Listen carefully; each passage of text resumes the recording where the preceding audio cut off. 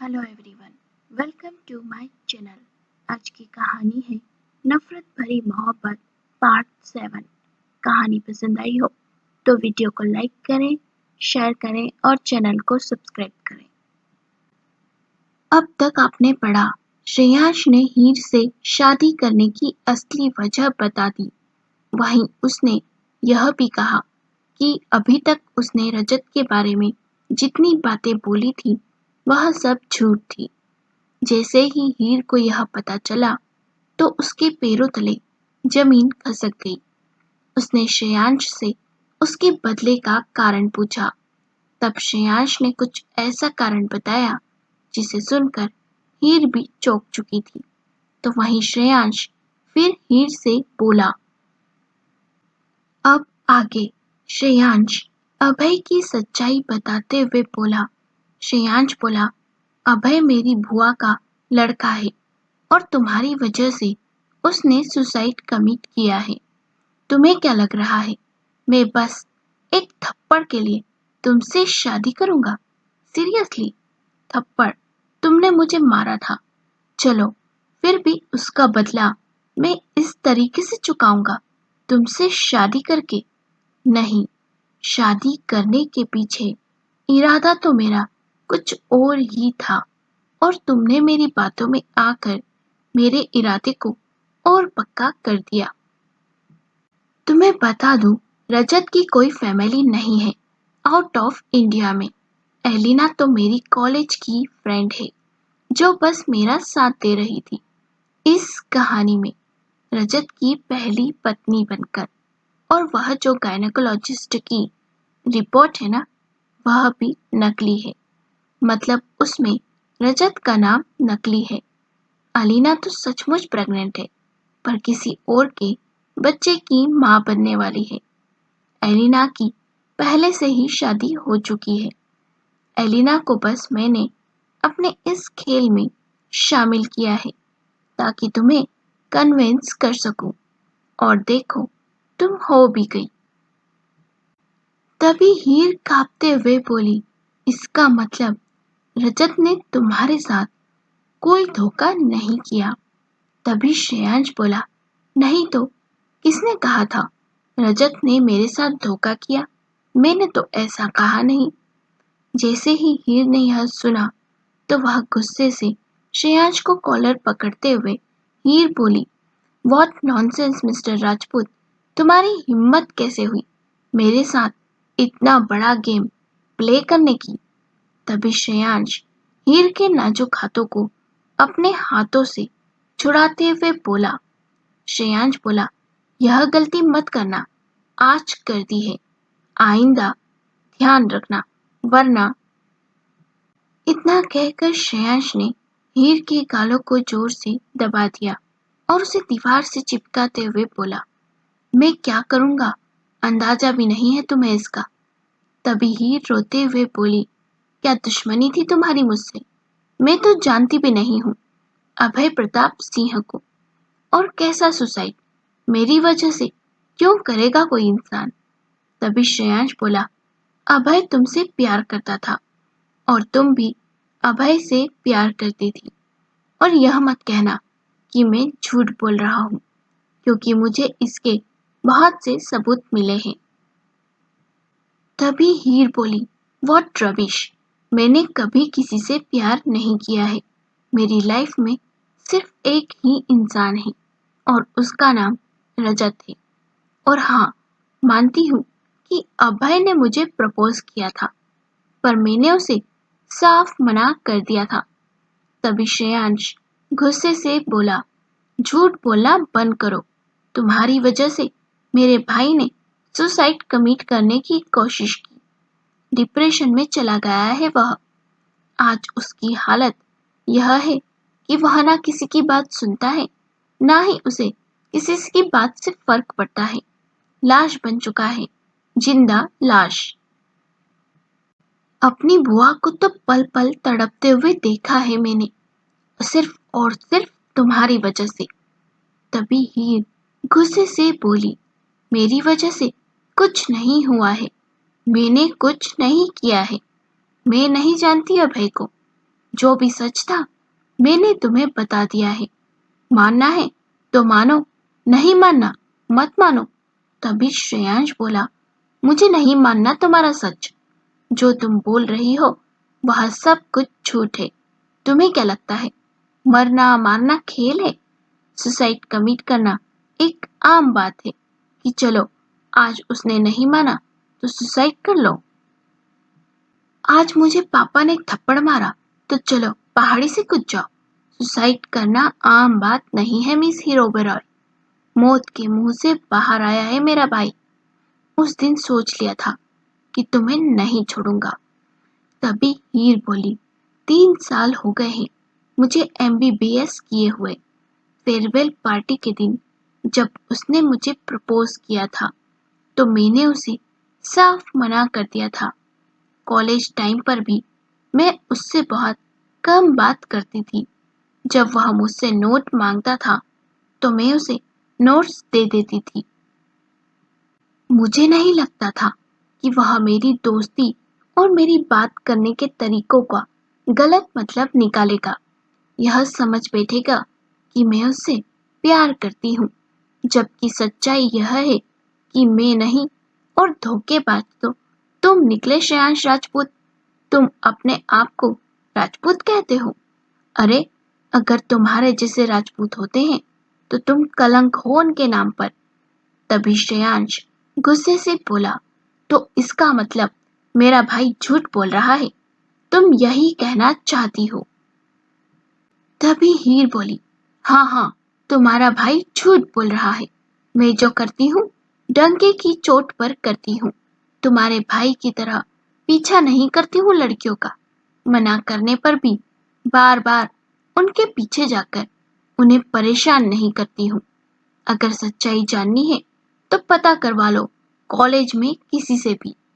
तभी श्रेयांश बोला, पता करवाया था मैंने। टीना दत्ता, जानती होगी टीना दत्ता को? उसी ने बताया।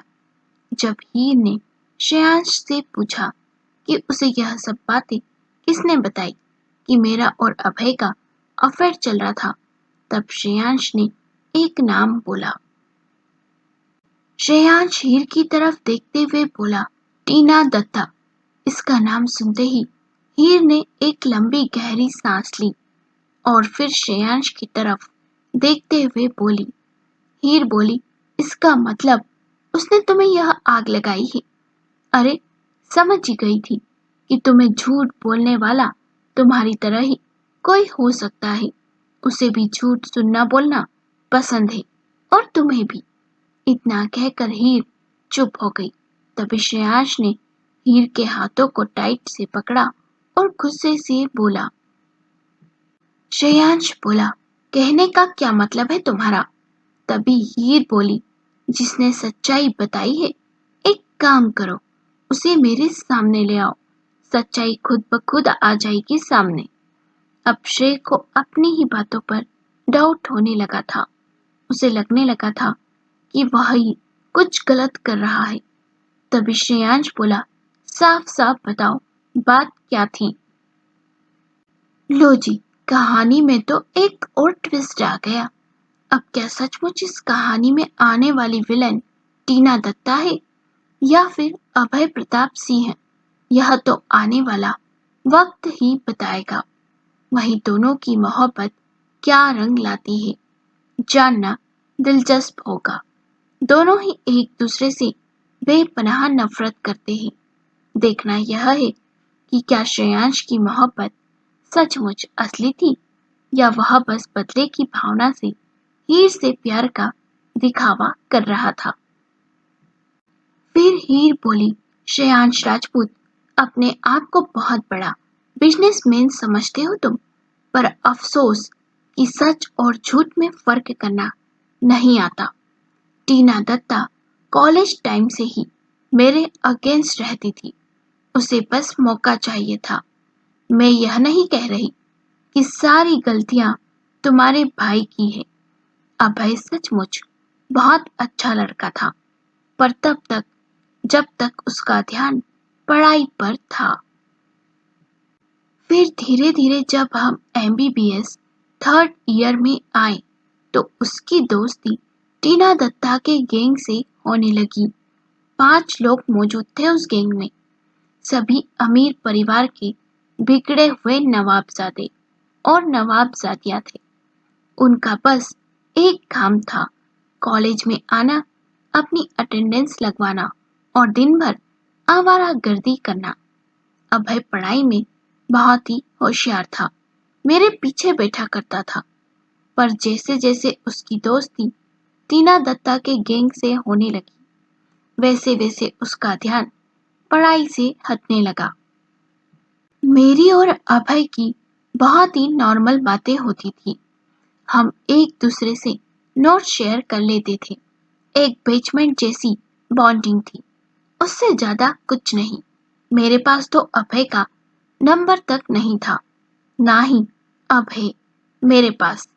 जैसे जैसे फाइनल ईयर भी था, वैसे वैसे इंटर्नशिप नजदीक आने लगी। तब पहली बार रात के 11:30 बज रहे थे। मैं उस समय पढ़ाई कर रही थी। तभी मेरे फोन पर किसी का मैसेज आया। अननोन नंबर था, तो मुझे समझ नहीं आया कि वह कौन है। जब मैंने पूछा कि आप कौन, तो उसने बताया कि वह अभय है। मैंने उससे पूछा कि उसे मेरा नंबर कहाँ से मिला, तो उसने बताया कि फ्रेंड्स अंकल से मिल गया। मैंने भी इस बात को ज्यादा माइंड नहीं किया। मैं काफी अच्छी फैमिली से बिलोंग करती थी।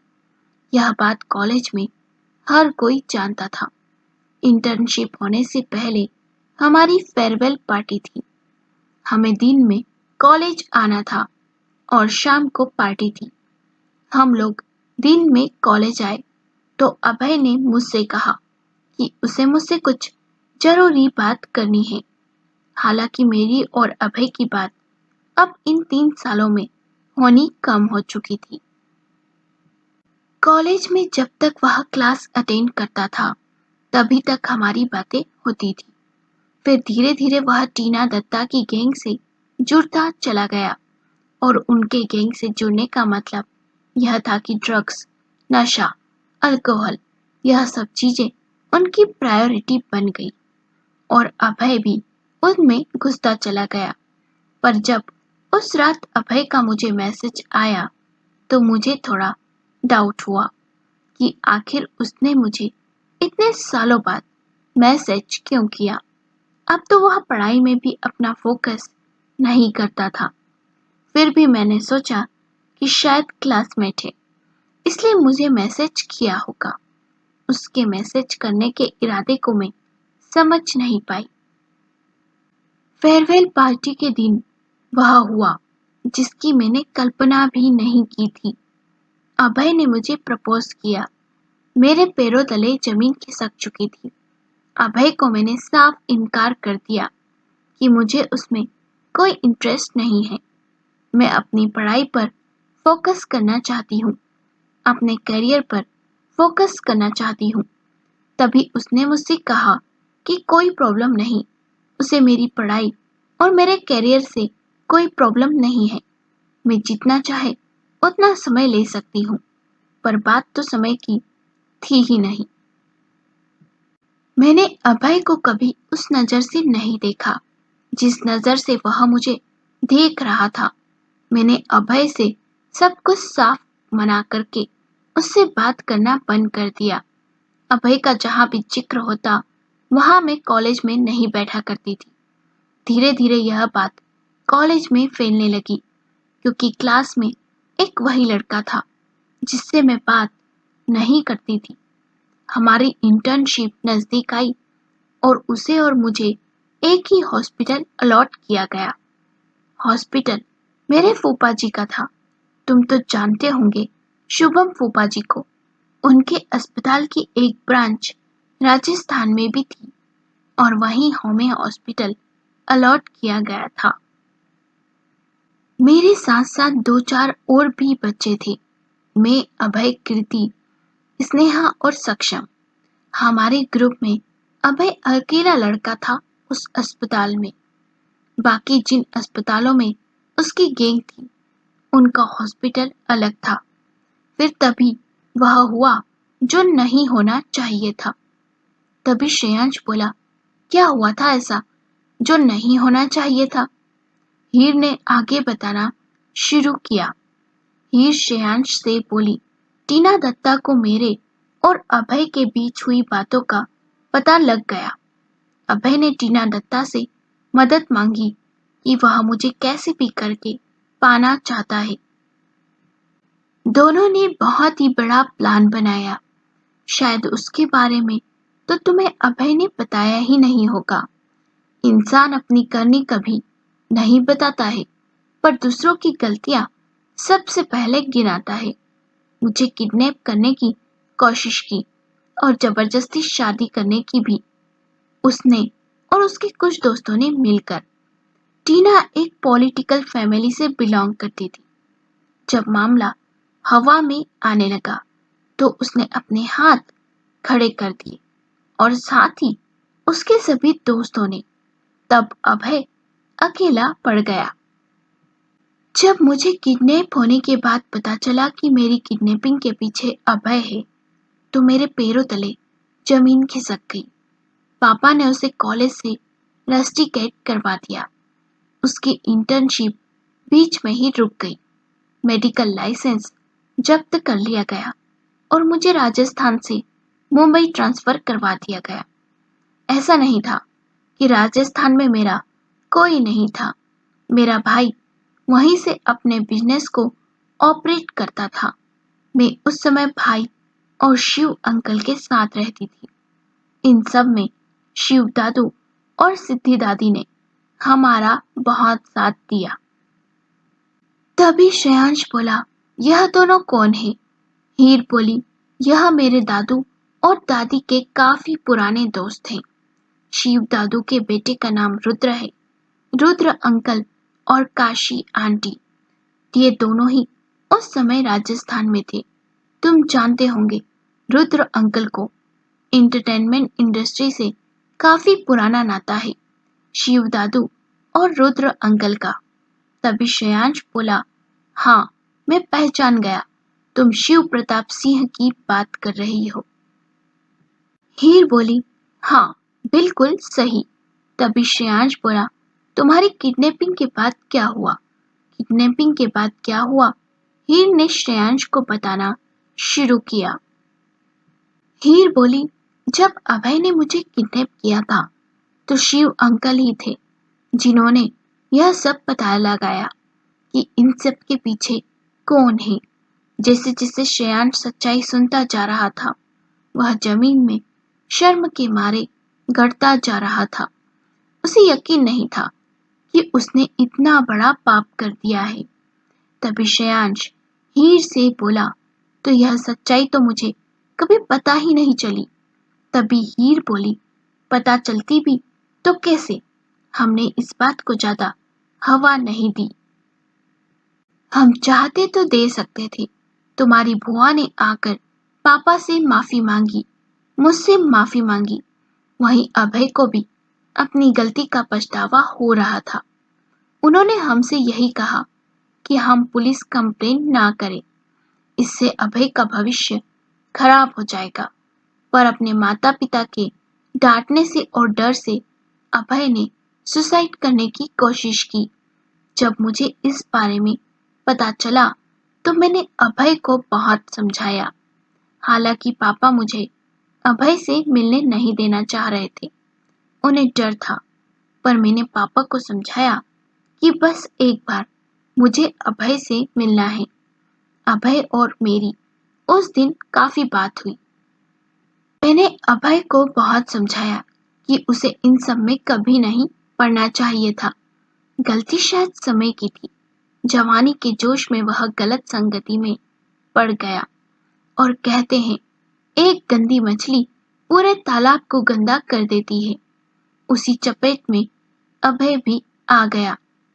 मेरी जब अभय से बात हुई तो अभय ने फिर वही राग अलापा कि वह मुझसे प्यार करता था और उसने मुझे अपना बनाने के लिए सब किया। मैंने अभय को काफी समझाया कि मैं उससे प्यार नहीं करती हूँ। प्यार एक तरफा नहीं, दो तरफा होता है। प्यार का मतलब ही अपनी प्रेमी या प्रेमिका की खुशी में खुश रहना है। क्या फायदा अगर मैं उससे शादी कर लेती या मैं उसकी गर्लफ्रेंड बन जाती और मैं खुश नहीं रहती तो? न मैं उसको खुश रखती न अपने आप को। अभय ने कहा कि वह समझ चुका है, अब वह मेरे पीछे कभी नहीं आएगा। तभी श्रेयांश फिर से बोला, पर मुझे तो यह सब कुछ नहीं बताया गया था। मुझे जो सच्चाई पता थी वह तो उसकी बिल्कुल उलट थी। तभी हीर बोली, तुम्हें सच्चाई जाननी ही नहीं थी। तुम्हें बस जो बताया गया तुमने उसे सच मान लिया। तभी श्रेयांश बोला, फिर क्या हुआ? हीर ने फिर बताना शुरू किया। हीर बोली, वही तुम्हारी बुआ और तुम्हारे फूफा जी दोनों ही अभय को कुछ दिनों के बाद अमेरिका लेकर चले गए। उसके बाद से 3 साल बीत गए। इस बात को न मैंने अभय के बारे में जानना चाहा, न मैंने कभी उसके बारे में बात की। मेरे दिमाग से तो अभय पूरी तरह से निकल चुका था। और निकले भी क्यों ना, क्योंकि मुझे अभय से सचमुच कोई मतलब नहीं था। वह बस एक अच्छा लड़का था जो अपनी राह से भटक गया। बस उस दिन उसकी और मेरी आखिरी मुलाकात हुई थी। उस दिन के बाद से आज तक मुझे नहीं पता कि अभय कहाँ है, कैसा है, और ना ही मैंने जानने की कोशिश की। मुझे तो आज पता चला कि अभय तुम्हारा भाई लगता है और तुम थे जिसने बिना सच जाने मेरे साथ इतना बड़ा गेम प्ले किया। इतना कहते ही हीर की आंखों से आंसू बहने लगे। वहीं श्रेयांश को अपनी गलती पर पछतावा हो रहा था। श्रेयांश हीर की तरफ देखते हुए बोला, मुझे समझ नहीं आ रहा तुमसे किन शब्दों में माफी मांगू। दरअसल मैं जब अमेरिका गया हुआ था तब मेरी बात अभय से हुई। अभय ने मुझे जो कुछ भी बताया वह तो इस सच्चाई का पूरा उल्टा था। वहां अभय की फ्रेंड टीना आई हुई थी।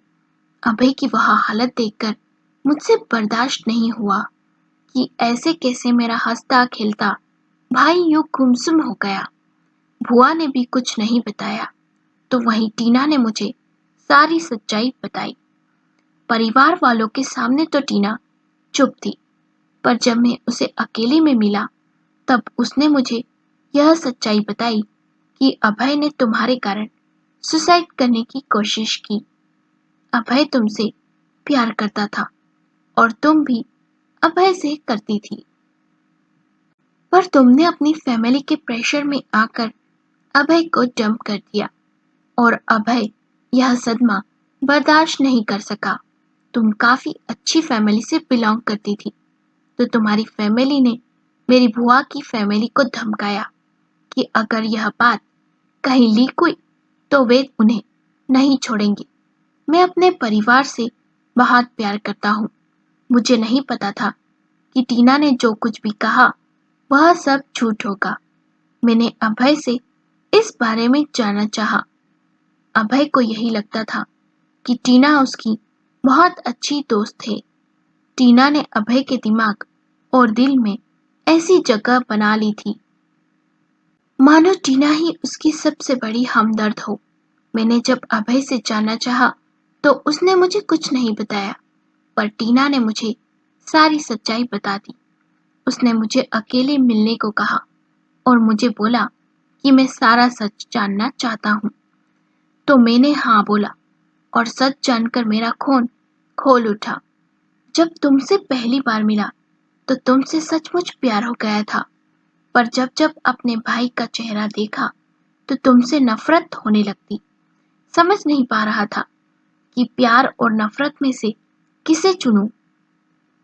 मुझे प्यार भी चाहिए था और बदला भी, इसलिए मैंने एक प्लान बनाया तुम्हें पाने का।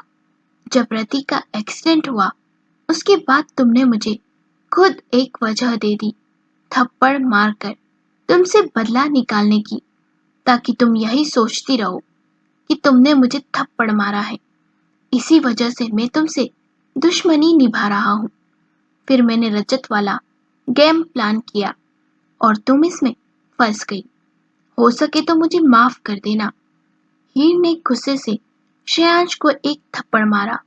वहीं श्रेयांश भी थप्पड़ खाकर बिल्कुल शांत था। उसे पता था कि गलती उसकी है। तभी हीर रोते हुए गुस्से से श्रेयांश से बोली तभी हीर गुस्से से श्रेयांश की तरफ देखते हुए बोली हीर बोली, तुम्हारी एक माफी मांगने से सब कुछ ठीक नहीं हो जाएगा। तुमने मेरी जिंदगी बर्बाद कर दी श्रेयांश। मैं तुम्हें कभी माफ नहीं करूंगी। अगर अपनी गलती सुधारना चाहते हो तो इन पेपर्स को अभी फाड़ डालो। तभी श्रेयांश बोला, यह पेपर नहीं फटेंगे। बेशक तुम मुझसे गुस्सा रह सकती हो, नफरत भी कर सकती हो, पर मैं तुम्हें खुद से दूर नहीं जाने दूंगा। तभी हीर बोली, प्यार? कैसा प्यार? किसी ने मेरे बारे में कुछ कहा और तुमने मान लिया। क्या भरोसा कि तुम शादी के बाद भी किसी के बहकावे में नहीं आओगे। तुम्हारा भाई कल खड़े होकर कहेगा कि मैंने उसके साथ गलत किया तो तुम झट से मान लोगे और तुम्हारा बदला फिर से शुरू हो जाएगा। मैं नहीं मानती कि यह प्यार है। तभी श्रेयांश हीर से बोला, रजत के साथ सिर्फ तुम्हारा आकर्षण है। तभी हीर बोली, यह सिर्फ तुम्हें लगता है, पर ऐसा नहीं है। श्रेयांश बोला, तुमसे ज्यादा जानता हूं मैं तुम्हें। क्या तुम्हें कभी रजत के साथ वह महसूस हुआ जो मेरे साथ होता है? बोलो, क्या रजत जब तुम्हारे पास आता है तो तुम्हारे दिल की धड़कनें बढ़ने लगती है? जब वह तुम्हें किस करता है तो क्या तुम्हारी सांसें तेज होने लगती है? नहीं होता ना ऐसा। तुम रजत से प्यार नहीं करती हो, तुम्हें बस लग रहा है कि तुम उससे प्यार करती हो। तभी हीर बोली, यह सब बकवास बातें हैं। मैं रजत से प्यार करती हूँ और मैं उसके साथ खुश रहूंगी। प्लीज बंद करो अपना यह तमाशा। मैं नहीं रहूंगी तुम्हारे साथ। मैं रजत के साथ बहुत खुश हूँ। इतना कहकर हीर रोने लगी। उसकी आंखों में आंसू देखकर श्रेयांश बोला, ठीक है, शादी को अभी 3 हफ्ते हैं। 3 हफ्तों का मौका दे रहा हूँ। इन 3 हफ्तों में तुम खुद तय कर लेना कि तुम्हारे अंदर किसके लिए जज्बात बने हुए हैं। क्या तुम सच में रजत से प्यार करती हो या फिर यह बस एक आकर्षण है? तभी हीर बोली, तुम 3 हफ्ते दो, 3 साल दो या 3 जन्म, मैं बस रजत से प्यार करूंगी। तभी श्रेयांश ने हीर को अपनी तरफ खींचा और उसे करीब लाते हुए बोला, श्रेयांश बोला, बस 10 मिनट ऐसे ही रहना, उसके बाद तुम जैसा चाहोगी वैसा होगा। श्रेयांश के मुंह से यह सुनकर हीर कुछ नहीं बोली और इस अवस्था में 10 मिनट तक खड़ी रही। श्रेयांश हीर की तरफ देखते हुए बोला, अपने दिल से पूछना, दिमाग से नहीं। तुम्हारा दिल मेरे लिए धड़कता है जैसे मेरा तुम्हारे लिए। इतना कहकर श्रेयांश ने हीर का हाथ अपने दिल पर रखा। हीर ने जब श्रेयांश की दिल की धड़कनें महसूस की तो वह काफी तेज चल रही थी। श्रेयांश बोला, माफ कर दो मुझे, भटक गया था, पर वादा करता हूँ कि तुम्हारी इज्जत पर आंच नहीं आने दूंगा। तुम जैसा कहोगी वैसा होगा, पर मुझे छोड़कर जाने की बात मत करना। बस 3 हफ्ते। इन 3 हफ्तों में तुम्हें खुद ही एहसास हो जाएगा कि तुम्हारी जिंदगी किसके साथ जुड़ी हुई है, मेरे साथ या फिर रजत के साथ। यकीन मानना, शादी वाले दिन अगर यह कह दोगी कि तुम मुझसे प्यार करती हो तो बड़ी इज्जत के साथ तुम्हें लेकर जाऊंगा। चिंता मत करो। तभी हीर श्रेयांश से बोली, यह गलत है श्रेयांश। इतने समय रजत के साथ रहकर शादी के दिन उसे मंडप पर अकेला नहीं छोड़ सकती मैं। पापा की इज्जत दांव पर लग जाएगी। तभी श्रेयांश बोला, मेरे होते हुए किसी की चिंता करने की जरूरत नहीं है। मैं हूं ना, बस अपने दिल की सुनना। उस दिन जो तुम्हारा दिल कहेगा मैं वही मानूंगा। तुम मुझसे प्यार करती हो तो तुम्हें मेरी होने से दुनिया की कोई ताकत नहीं रोक सकती। हीर श्रेयांश की बाहों में पिघलती जा रही थी। उसे होश नहीं था कि वह क्या कर रही है। तो वहीं श्रेयांश हीर के करीब आता गया। श्रेयांश ने हीर के होठों की तरफ देखते हुए उन्हें किस करना चाहा, तो हीर ने अपनी आंखें बंद कर ली। उसके एहसास को देखकर श्रेयांश के चेहरे पर मुस्कान आ गई। श्रेयांश ने अपने होठों को हीर के माथे पर रख दिया और फिर बोला, श्रेयांश बोला, इन होठों को अभी रहने दो। जानता हूँ तुम पर सिर्फ मेरा अधिकार है। दावे के साथ कह सकता हूँ कि तुम्हारा जवाब भी हाँ ही होगा। जाओ, आजमा लो अपने आप को और अपनी किस्मत को। यह हक तब लूंगा जब तुम पूरी तरह से मुझे अपनाओगी और मेरी होना स्वीकार करोगी। हीर ने श्रेयांश की हरकत को महसूस किया और अपनी आंखें खोल दी। तभी हीर बोली, मुझे घर जाना है। श्रेयांश हीर के कान में बोला, किसके घर, अपने या मेरे? तभी हीर हल्का मुस्कुराते हुए बोली, अपने घर जाना है। तभी श्रेयांश बोला, शादी के दिन का इंतजार करूंगा और तुम्हारे जवाब का भी। अगर जवाब हाँ में हुआ तो तुम्हें मेरी होने से कोई नहीं रोक सकता। मुझे यकीन है कि जवाब हाँ ही होगा, पर अगर ना हुआ तो तुम्हारे सामने इन कॉन्ट्रैक्ट पेपर्स को फाड़ डालूंगा। तब तक के लिए तुम पेपर्स में ही सही, पर मेरी तो हो। इतना कहकर श्रेयांश ने हीर को छोड़ दिया। वही हीर श्रेयांश की बातों को समझ रही थी। उसे समझ नहीं आ रहा था कि यह अचानक उसे क्या हो रहा है। वह श्रेयांश की नजदीकियों में यूं पिघलती क्यों जा रही है, जबकि वह रजत से प्यार करती है। हीर जाने को हुई तो श्रेयांश फिर बोला, मेरी नजदीकियों में पिघलती जा रही हो तुम। क्या कभी हुआ है ऐसा रजत के साथ? सोचो और अपने दिल से पूछो। गुस्से में लिए गए फैसले अक्सर गलत होते हैं। इतना याद रखना, मैं तुमसे बेपनाह मोहब्बत करता हूँ और अब दुनिया की कोई ताकत तुम्हें मेरे खिलाफ नहीं कर सकती और न ही मुझे तुम्हारे खिलाफ। मैं हर परिस्थिति में तुम्हारा साथ दूंगा, वादा करता हूँ। इतना कहकर श्रेयांश ने हीर को जाने दिया। वहीं हीर अपनी सांसों पर काबू पाते हुए घर के लिए निकल चुकी थी, पर रास्ते में उसके दिमाग में वही सब बातें घूम रही थी। तभी हीर ने अपनी गाड़ी एक जगह पर रोकी और फिर लंबी गहरी सांस लेते हुए खुद से बोली। हीर बोली, यह मुझे क्या हो रहा है? जानती हूँ श्रेयांश ने जो किया वह गलत किया, पर उसने वही किया जो उसे कहा गया। समझ नहीं आ रहा कि यह मुझे क्या हो रहा है। मैं चाहकर भी उसे गलत नहीं ठहरा पा रही हूँ। नहीं, मैं रजत से प्यार करती हूँ। श्रेयांश कभी नहीं आ सकता हमारे बीच। इतना कहकर हीर अपने दिमाग से उन ख्यालों को निकालने लगी, पर दिल तो कोई और ही गवाही दे रहा था। जैसे तैसे हीर घर पहुंची तो उसने देखा घर में सब उसका इंतजार कर रहे हैं। तभी अक्षिता हीर को गले लगाते हुए बोली, दी, आपको पता है आपकी शादी का कार्ड आ चुका है। चलो आओ आपको दिखाती हूँ, हीर वेट्स रजत। जैसे ही हीर ने यह सुना तो उसके दिमाग में अचानक से एक चुभन महसूस हुई। हीर नकली मुस्कान के साथ अक्षिता के साथ अंदर आई, जहाँ सभी लोग बैठे थे, और वहीं बैठ गई। वह शादी के कार्ड को देखने लगी। तभी सभी लोग उसे छेड़ने लगे, लेकिन हीर के दिल में पता नहीं कौन सा तूफान चल रहा था।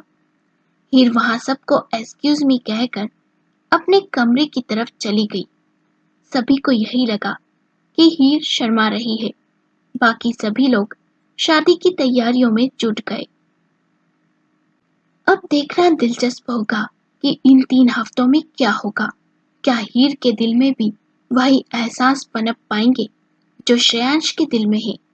क्या हीर सचमुच रजत से प्यार करती है या यह महज एक आकर्षण है? वहीं क्या सचमुच रजत हीर से प्यार करता है? क्योंकि एहसास तो दोनों तरफ हुए थे। क्या वह प्यार है या आकर्षण, यह जानना दिलचस्प होगा। वहीं अक्षिता, जिसे लगता है कि वह श्रेयांश से प्यार करती है, जब उसे अपने जज्बातों का एहसास होगा तो क्या होगा? कहानी उलझ चुकी है और इन चारों की जिंदगियां भी। अब ये चारों अपने प्यार को कैसे समझेंगे, यह देखना रोचक होगा। आपको कहानी का यह भाग कैसा लगा? कमेंट सेक्शन में कमेंट करके जरूर बताइएगा। अगर कहानी पसंद आई हो तो वीडियो को लाइक करें, शेयर करें और चैनल को सब्सक्राइब करें।